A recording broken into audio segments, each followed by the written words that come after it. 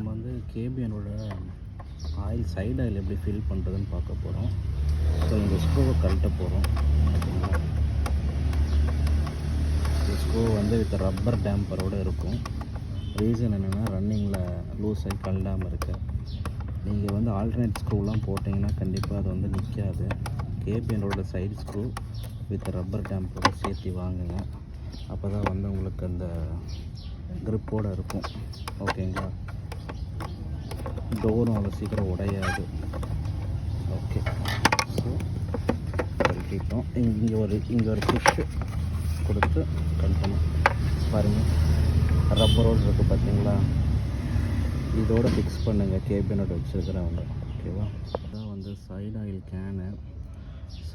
Can எப்போவுமே oil fill பண்ணி ஓட்டுங்க. இப்படி பிடிச்சி இழுக்கணும். ஓகேங்களா, நார்மலாக ஹேண்ட் ரொட்டேட் பண்ணிங்கனாவே வந்துடும். ஓகேங்களா, ஆயில் கம்மியாக தான் இருக்குது, முடிஞ்சிருச்சு, தீர்ந்துருச்சு. எப்போவுமே வந்து 2 ஸ்ட்ரோக் வந்து சைடு ஆயில் யூஸ் பண்ணுங்கள். முக்கியமாக கேபிஎன்ட் வச்சுருக்கோம். 100ல் 200% சைடு ஆயில் யூஸ் பண்ணுங்கள்.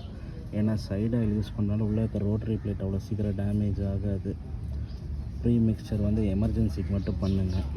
ஓகேவா, சைடு ஆயில் வந்து எப்போவுமே வந்து இம்பார்ட்டண்ட்டு. 2 ஸ்ட்ரோக் ஆல் 2 ஸ்ட்ரோக்ஸ் லூப்ரிகேஷன்லேயே வச்சுருக்கோம், அவ்வளோ சீக்கிரம் சீஸும் ஆகாது. ஓகேங்களா, ஆயில் ஊற்றியாச்சு, சைடு ஒரு ஃபிக்ஸ் பண்ணிட்டோம். ஓகேங்களா, இதை நம்ம வந்து என்ன டைட் வச்சுன்னா ஒரு டைட்டுக்கு மேலே திரும்பாது. இதனால் என்ன ஆகும்னா சைடு டோர் வந்து டேமேஜ் ஆகாது, பொருள் கிடைக்காதனால சொல்கிறேன். ஓகேங்களா, இந்த ஸ்க்ரூவும் வித் டேம்பர் யூஸ் பண்ணுங்கள். ஓகேவா, சைடு ஆயில் வந்து 15 days ஒன்ஸ் செக் பண்ணுங்கள். ரெகுலராக 2 ஸ்ட்ரோக் எடுக்கிறவங்க சைடு ஆயில் இல்லாமல் வண்டி ஓட்ட வேண்டாம்.